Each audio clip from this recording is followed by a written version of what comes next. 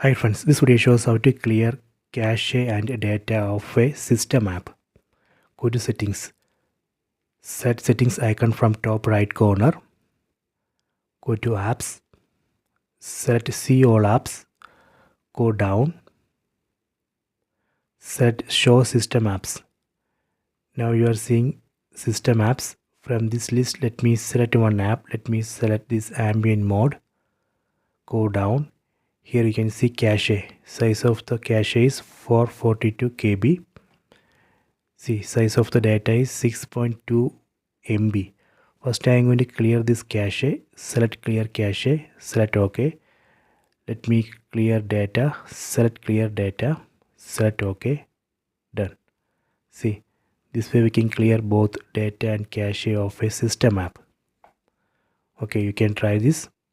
I hope you have enjoyed this video. Please subscribe this channel. Please like and share the video.